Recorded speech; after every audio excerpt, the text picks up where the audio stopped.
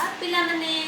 गत श्रेणी रे आमे कोन पढिले त्रिभुजर संज्ञा पढिले आउ त्रिभुजर केतोटी कोण केतोटी बाहु केतोटी शीर्ष अछि से सब जानिले। आज आमे त्रिभुजर सम्मुखीन कोण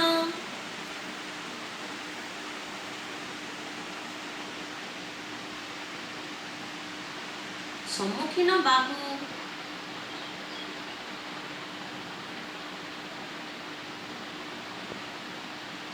संलग्न कोण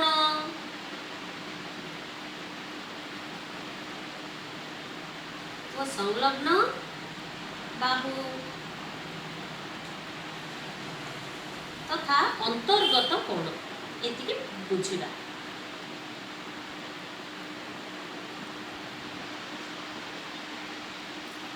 त्रिभुजर आमर केतोटी बाहु अछि तीनोटी बाहु केतोटी कोण अछि तीनोटी कोण। देखिबा प्रत्येक बाहु को केतोटी लेखा कोण संयुक्त होई अछंती का सम्मुख रे के अछंती। देखिबा प्रथमे देखिबा सम्मुखीन कोण सम्मुखीन कोण कोणर सम्मुख कोण तार सम्मुख रे रहिछि कोण सम्मुख रे के रहिछि। देखो ए बी बाहु रो सम्मुख रे कोण रहिछि एंगल सी। ए सी बाहु रो सम्मुख रे के कोण रहिछि एंगल बी आउ बी सी बाहु रो सम्मुख रे के कोण रहिछि एंगल ए। तेणु करी आमे कोण बुझिले ए बी बाहु रो सम्मुखीन कोण होछि एंगल सी ए बी बाहु रो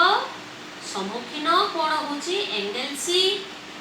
बी सी बाहु रो सम्मुखीन कोण होछि एंगल ए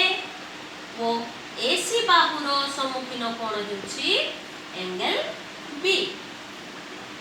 तापरे देखिबा सम्मुखीन बाहु एठी ही आमे जानि परिबा जदि क रो सम्मुख रे ख अछि खर सम्मुख रे के रहिबो क सेही परी ए बी रो सम्मुख रे एंगल सी रहिछि हेले एंगल सी रो सम्मुख रे के बाहु रहिबो ए बी हेले एंगल सी रो सम्मुखीन बाहु हेउछि A B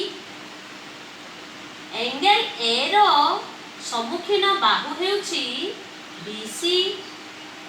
O angle B रो सम्मुखीन बाहु हेउछि एंगल बी रो सम्मुखीन बाहु हेउछि ए सी। सम्मुखीन कोण व सम्मुखीन बाहु परस्पर किछि संपर्क रखिछन। जदि आमे सम्मुखीन कोण को सम्मुखीन बाहु आमे देखिबा संलग्न कोण संलग्न अर्थात लागिकी रहिथिबा ए बी बाहु को केउ केउ कोण लागिकी रहिछि देखिबा एठी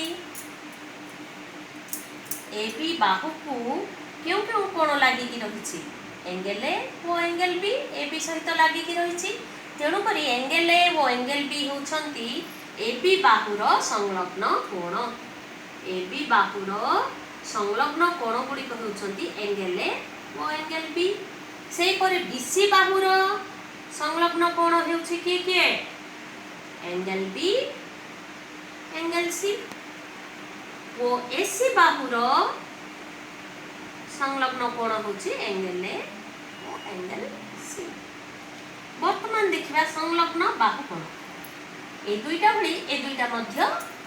परस्पर किछि संपर्क रखिछन। देखिबा संलग्न बाहु अर्थात बाहु का सहित लागिकी रहिछि का सहित लागिकी रहिछि ए बी बाहु का को लागिकी रहिछि एंगल ए ओ एंगल बी को अर्थात एंगल ए ओ एंगल बी रो संलग्न बाहु होछि ए बी। एते काई लिखाई एंगल ए रो संलग्न बाहु गुडी हेउछि एंगल ए केउ बाहु को लागिकी रहिछि A B A C A B A C angle B रो संलग्न बाहु गुड़िक हेउछि बी को क्यों क्यों बाहु लागिछि एसी बीसी एबी बीसी ओ एंगल सी रो संलग्न बाहु गुड़िक हेउछि एसी बीसी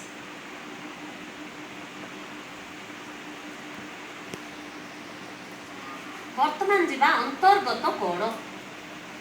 अर्थात क्यों क्यों बाहु को गोटे कोण रही संलग्न रे ए बी वो बीसी बाहु को क्यों कोणटी संलग्न हो रही अर्थात एंगल बी ए दुई जनकर अंतर रे रही तेणु करी एंगल बी हेउछि ए बी वो एसी रो अंतर्गत कोण एंगल बी हेउछि ए बी बाहु ओ बीसी बाहुर अंतर्गत कोण सेहीपरि एंगल सी कार अंतर्गत कोण AC O BC Bahu angle A क्यों क्यों बाहुर अंतर्गत कोण ए बी ओ एसी बाहुर अंतर्गत कोण